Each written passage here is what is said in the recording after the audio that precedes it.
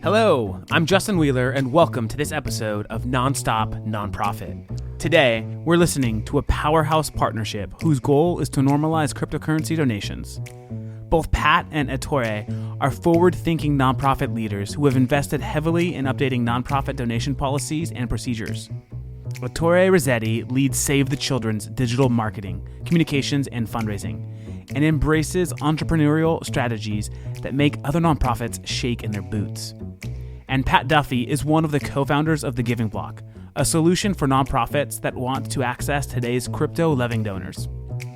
I gotta say, as a lifelong nonprofiteer and a firm believer that our future lies the way of cryptocurrency and blockchain, it was refreshing to hear an established nonprofit like Save the Children prioritize staying ahead of the game so they can meet donors where they want to donate.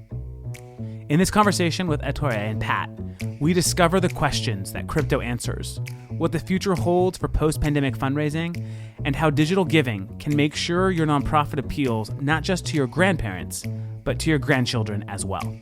Let's dive in.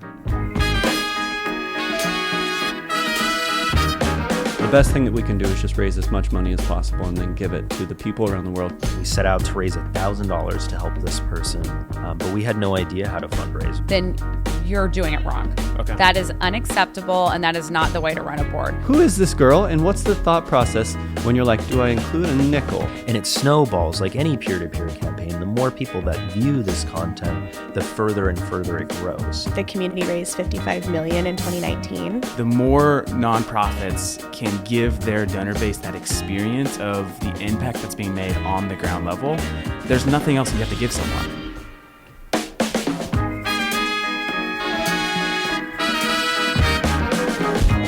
This is Nonstop Nonprofit. Hey listeners, so excited for today's podcast. Today we have Pat, co-founder of The Giving Block, and Ettore, the senior advisor of marketing, digital, and fundraising at Save the Children. Very excited to dive into today's topic, which we're going to take a deeper dive on cryptocurrency and fundraising. Gentlemen, thank you so much for joining the podcast. Yeah, thanks so much for having us. It's great to be here. So, Pat, I'd love to get started with you. Tell me more about The Giving Block. I know it's a platform for nonprofits as it relates to cryptocurrency. Tell us more about your product and why crypto. Yeah, so I guess starting with why crypto, the general idea is end of 2017, there was a huge bull run where price of Bitcoin went to like $20,000 a unit. And over the course of a few weeks in December 2017, we saw hundreds of millions of dollars get donated to nonprofits as people were offsetting tax burdens. So Fidelity Charitable, some DAFs have been taking it for a little while. Fidelity Charitable did like 69 million, I think, in Bitcoin donations that year. So just saw an opportunity. I was working at the Lupus Foundation at the time for us to get set up to take crypto. So pretty much need to figure out how to get set up. I was trading it as like a casual thing, but figured there was a good chance to pull in some money. And just figured out there were a lot of compliance hurdles, the technical solution, how could we automatically sell it for cash? What did the donor need in the form of receipts? So we built out a holistic solution for nonprofits to take crypto, get set up super easy, and just process donations to give that about 70 million donors now that tax incentive. And then in terms of the actual product, it's like a copy and paste widget that goes on the nonprofit site. We hook it up to an exchange account for crypto, and donors can show up to your site or to our platform, and then they make crypto donations. And it's a pretty point blank process. Is it you have access to all different types of cryptos, or what are the main cryptos on the platform? Yeah, all of the core ones we set up nonprofits to take. We use Gemini, so they're careful they don't take any cryptos that are classified or potentially going to be classified as securities. But other than that, it's all of the top ones. And then there's, of course, a million junk coins that don't mean anything, in the same way a company can incorporate and issue stock. It's not the same as getting something like a share of Ford. So all of the top ones, about 90% plus donations come in Bitcoin, and then Ethereum and a handful of others. Okay. And then through your platform, is it liquidated to cash straight away for the nonprofit, or does the nonprofit hold on to it as an asset?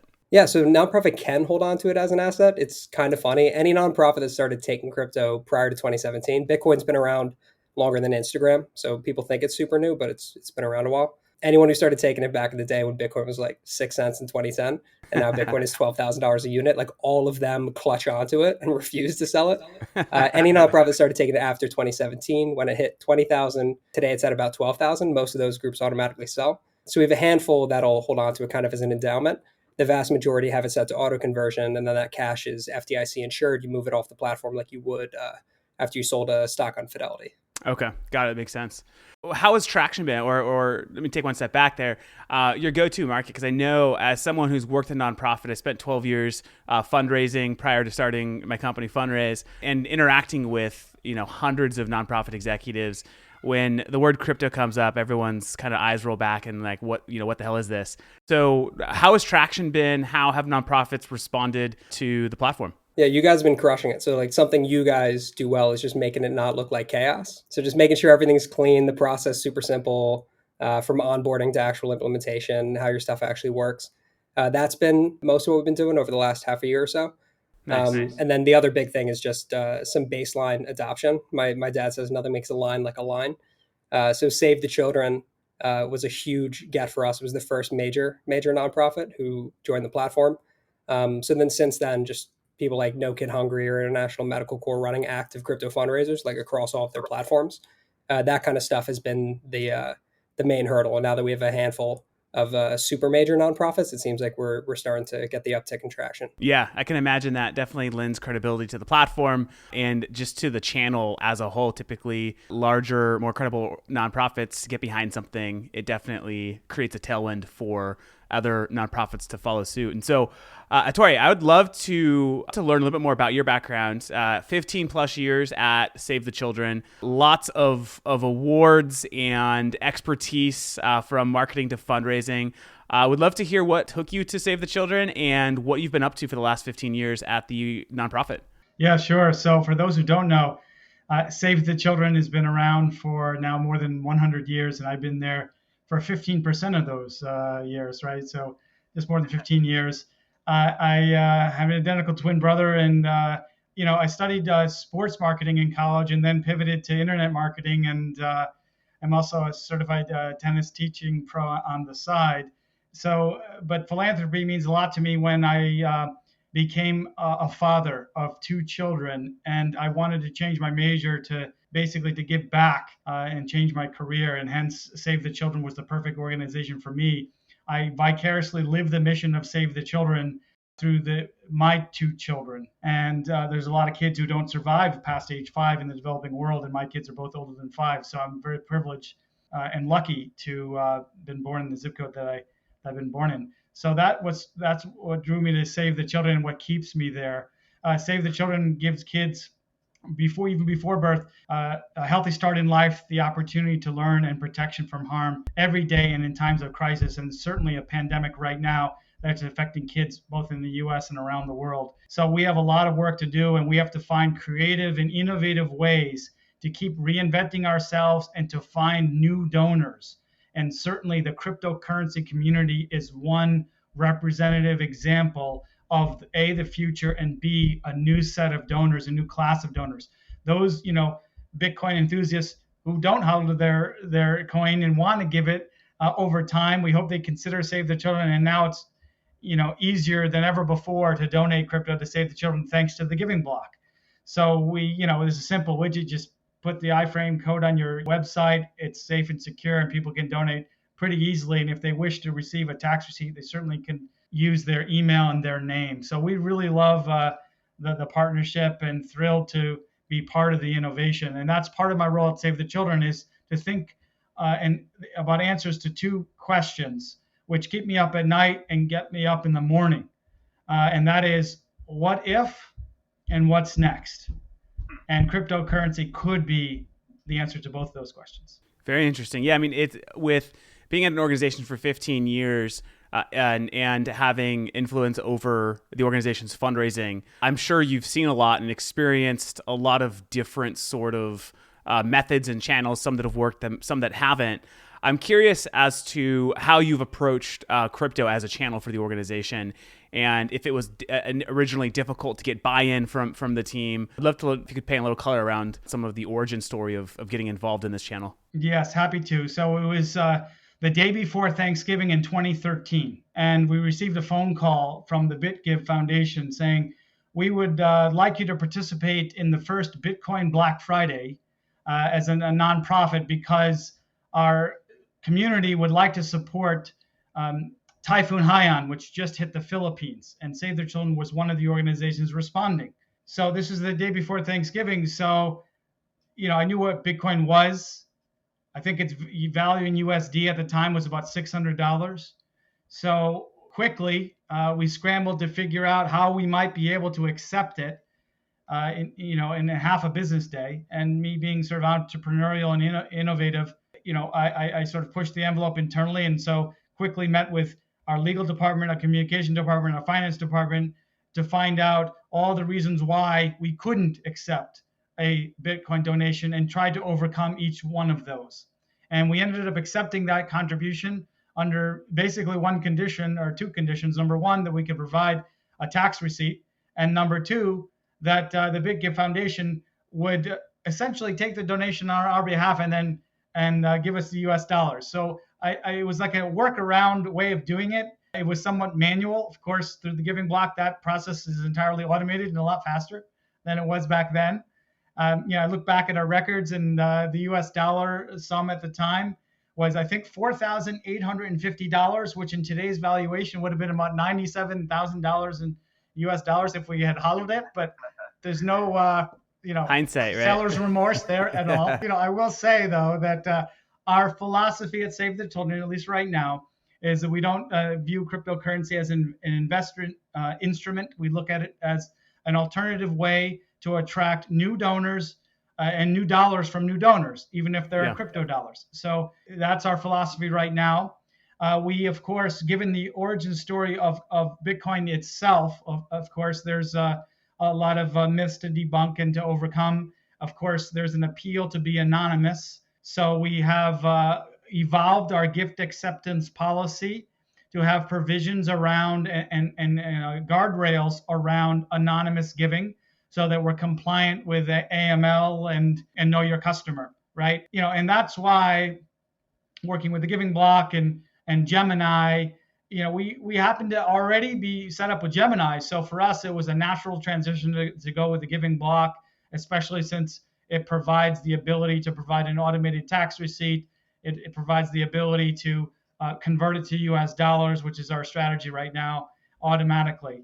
And so that's our origin story. It's been a bumpy road ever since then. We almost were a beneficiary of the Pineapple Fund. You may have heard of that. Yeah. Oh, yeah. Fund and lots of lessons learned and insights working for a large organization such as Save the Children. And those valuable lessons hopefully will take us forward and pay dividends, no pun intended. No, absolutely.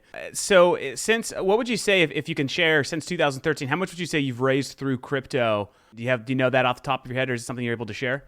Yeah, so hundreds of thousands of dollars. We hope that it'll become millions of dollars. But to your point earlier, if you don't accept cryptocurrency as an organization, then you'll receive zero. Yeah, no, that's so exactly the sum what is larger than zero. There are processing fees, of course, behind it, but just with any type of currency, credit card or otherwise, there are processing fees. So we treat it as essentially a cashed gift, but almost like a intangible asset, like a stock. And we do accept stock gifts also.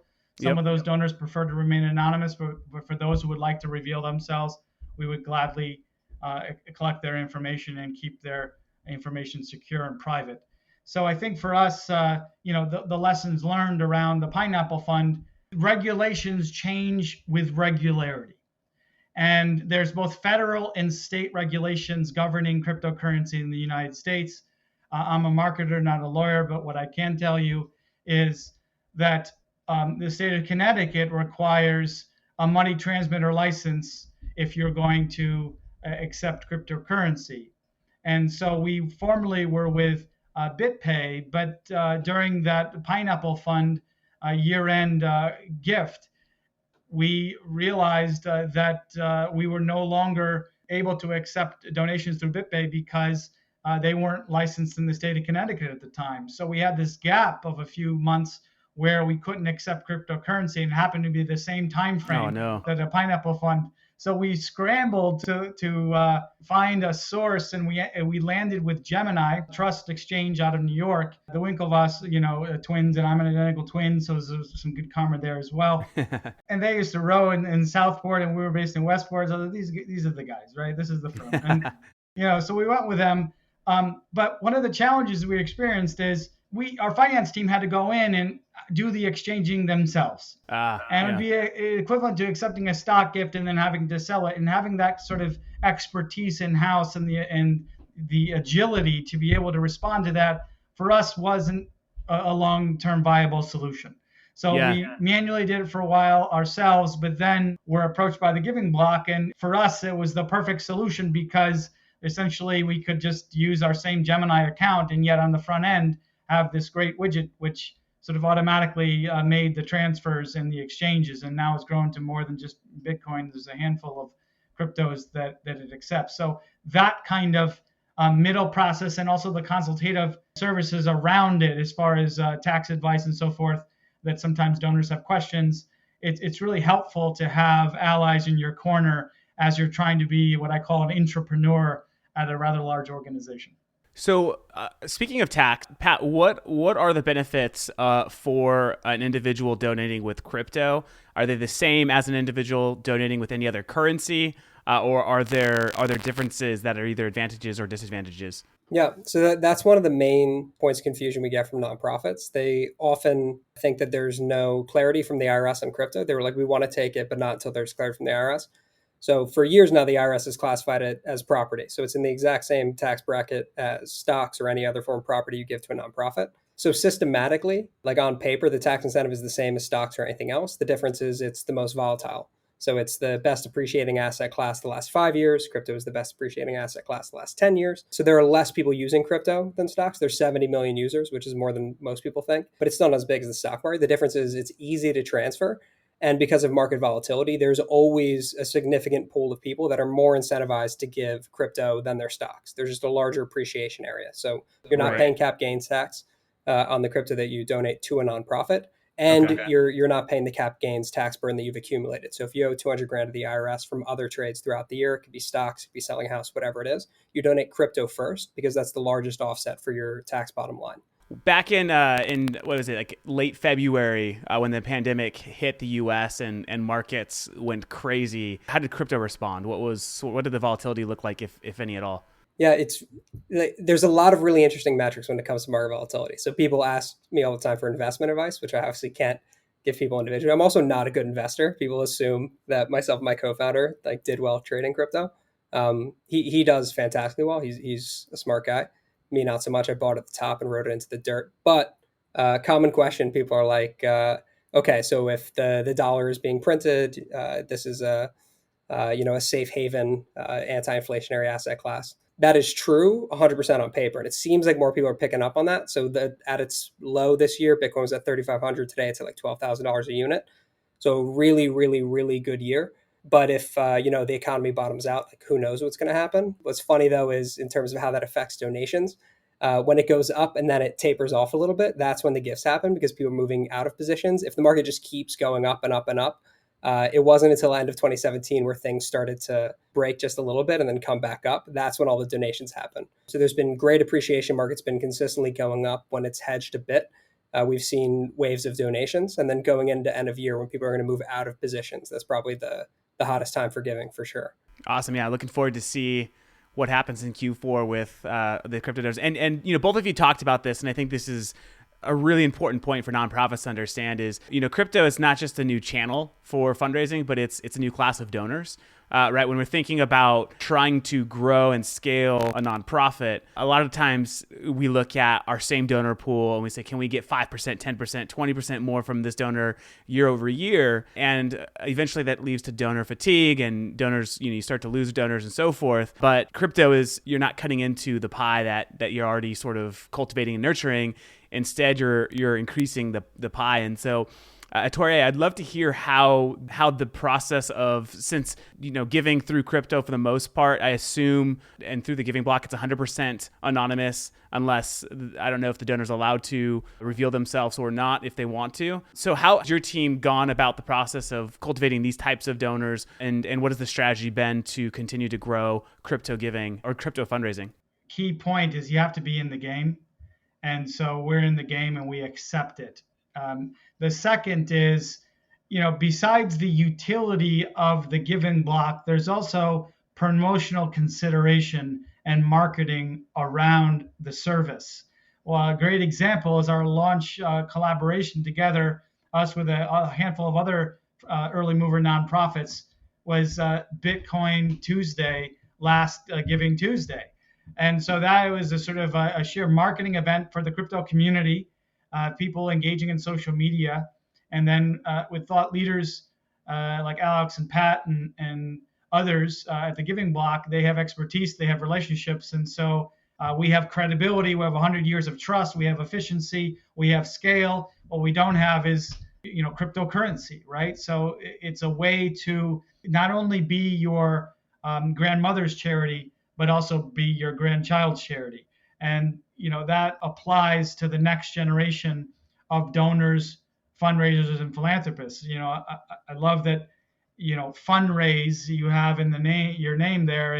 And that's because fundraising should be fun. So, and that's one thing also that I've noticed, there's a sort of a humorous edge to the Giving Block's marketing campaigns, oftentimes with memes on social and such. And so if you're inside the joke and you get it, you might laugh, but then also you build trust in that way. And that's something that, a legacy organization and a venerable one like Save the Children, through partnerships and through affinity, we gain trust over time. And because we are an early mover, not only with the Giving Block, but even with Bitcoin directly, we have that credibility of being in early and often, and we hope that it grows exponentially. We hope that philanthropic giving in the space, the decimal place, moves over and lifts up not only Save the Children and expands our mission, but also all of the nonprofits who are willing to accept cryptocurrency. And because it changes every day, though, you have to be agile, and we try to do that. That's awesome. Pat, let's go back to the 70 million users. I think this is a super interesting, obviously, market. Do we have an understanding of what the value that these 70 million users hold in crypto today? Yeah, so there's hundreds of billions of dollars in the asset class in total, so across the different cryptos. I mean, in general, there's tens of thousands of millionaires created by cryptocurrency, but the overlap with the tech community is super significant. I think it's more important to think of it in terms of scale against other industries. So like Coinbase, for example, is the biggest crypto exchange in the US. We don't use them as our backend because they're not as nonprofit friendly, but they're great for individual users versus institutions. They've got 35 million users, so maybe it's closer to 40, but that's a larger user base than Charles Schwab, Fidelity, E-Trade. So when you think about the size of the industry, you're like 40 million users on Venmo. Nonprofits are used to a lot of different payment rails that are significantly less popular than cryptocurrency. And then the fact that there's an asset class baked in, kind of like stocks, where people are actually investing in it and they have that additional capital gains tax return on top of the payment rail like you would have with a credit card or PayPal, whatever else it might be, makes it uniquely attractive as a mode of donation. And I guess one other point of clarity, just because I know you and Tori went back on this, for anonymous donations, the fact that we allow non-anonymous donations and accommodate that with the system is actually a unique value prop. So we definitely don't only allow anonymous. Our anonymous donor rate is the same as Facebook fundraising. So we do get a lot of donors putting in their info, but we've done that while maintaining a fully anonymous option if donors want to go through our cart that way, which is what's expected from the crypto community. So it's a good balance. And then one last thing, sorry, but Gemini uses NASDAQ market surveillance the same as any other financial institution. They're under the same regulation. So it's anonymous to you as a nonprofit, but it's certainly not anonymous to regulators. Got it. That makes sense. I think you maybe mentioned this earlier, but to make sure we got it, do you have any idea how much was donated through crypto in 2019 or whenever it was last recorded? Yeah, so there's no perfect numbers on it. Like there's just no reporting that breaks it out that way. What I do know is in that 2 to 3 week period in 2017 where it really went off, that was like the $4 million donation on Ellen from Ashton Kutcher. Yeah. Pineapple Fund was aggregated then. It was supposed to be like 86 million, ended up being $60 million worth of Bitcoin. 69 million for Fidelity Charitable, Eucharos. There were hundreds of millions of dollars donated in just that window. So we think it's probably reasonable to estimate, like in a good market year based on the market size. The user base is growing at about 1.5 times, or it's doubling every 1.5 years rather. Right now, we'd say, somewhere between 100 million and 300 million probably year to year. Okay. Which is obviously not insignificant. And Tori, I love when, essentially it's, you have to be in the game, you have to have the tools to be in the game, right? You can't just wait for someone to say, hey, I want to donate crypto if you don't accept it. This was actually my experience when I was at Liberty North Korea. We started accepting crypto, and within a matter of weeks, we had a $50,000 Bitcoin donation come through. And, something that I'm confident if we didn't have the ability to accept it, it wouldn't have happened. And so I love that you guys have been innovative. And, something that I see ring true in so many nonprofits is they get stuck with their own internal policies. But I love that you have innovated on top of them to the point where you've gone and changed the gift acceptance policy. Can't imagine how difficult that might have been. But the fact that you've continued to leverage innovation shows a lot about just the value that Save the Children puts on technology and how it can actually help accelerate its mission and its goals. So very, very encouraging to see that. I'd love to hear from both of you on this. What's the future of crypto fundraising? Where do we see it going? How much do we see? How much more of the market do we see it becoming as it relates to nonprofits? Any thoughts around kind of the future of crypto?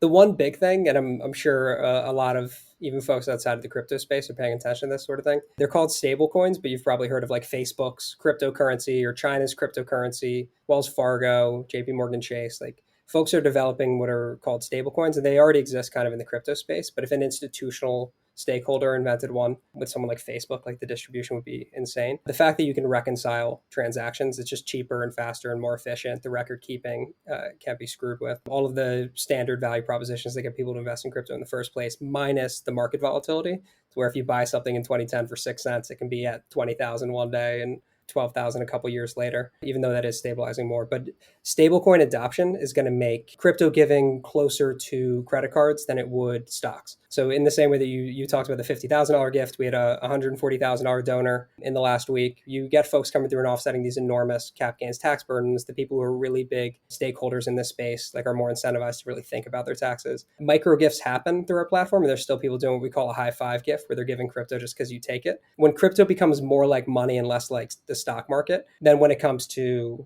peer-to-peer fundraising and everything throughout the system, it's going to become another form of money versus another form of capital gains, offset, major gifts, and corporate partnership strategies. Yeah, the way I think about crypto and how I've looked at, I think it's not to compare it necessarily to digital wallet, because that's more of obviously like a facilitator of a crypto donation or payment and so forth. I do see it being more of a common currency and taking over stock donations.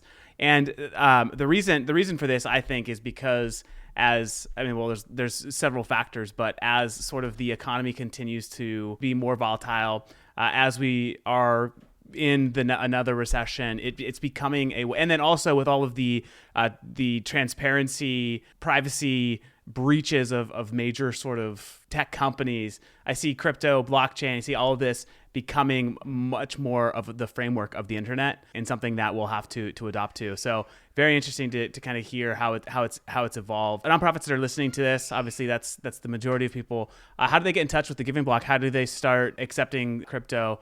What does that process look like? So thankfully, we're still small enough where the vast majority of people who sign up with us, we actually get on a phone call with them first. So we would they'd show up to our site, thegivingblock.com. There's buttons for accept crypto where you can book a demo or just submit a contact form. And we just jump on a call. We go through all the classic questions. They're like, okay, what about the price changes? It's like it auto sells. Okay, well, how do we get them a tax receipt that's automated?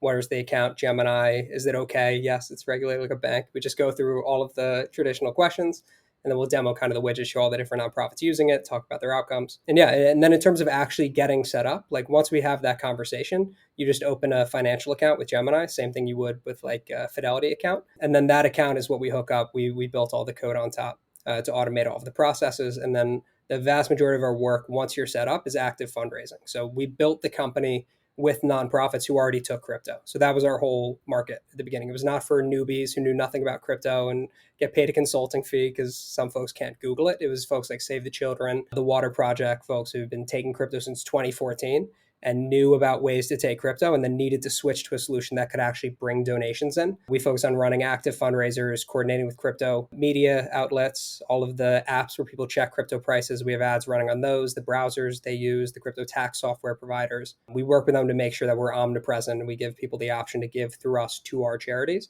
And then we run active campaigns on social to pull those donors in. So that's the vast majority of our work after it. And we do all the heavy lifting on the actual marketing and fundraising side as well. So you're not just providing a tool for nonprofits to accept. You take somewhat of an active role in helping promote the charities through the platform through various channels. That's really cool, and value add, I'm sure, makes you guys quite unique in the market. Yeah, 100%. We're the only ones doing that part. Tori, so as you think about fundraising, and this could be crypto or not, what do you see as, I've been asking this question as of lately, as every nonprofit has had to kind of rethink their fundraising strategy. What does that look like for Save the Children as you think through the next couple of years? How has this pandemic changed or is going to change the way you guys fundraise and use technology to raise more funds? So a lot will be done more remotely, right? So some of our activities were in person. Those may come back, but they might evolve. And I think even when we all return to work, I'm still working remotely from home, for example.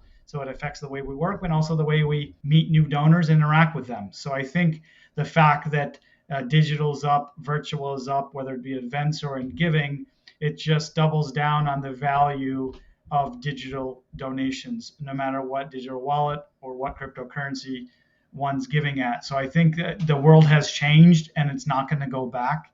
And it's up to organizations to figure out what that means for them and then adapt to that. And, and our donors, I find, I'm a pretty gregarious person in real life. I like to meet with people in person. I hope that comes back soon. But in the interim, technologies like Zoom enable us to connect face to face in a virtual way.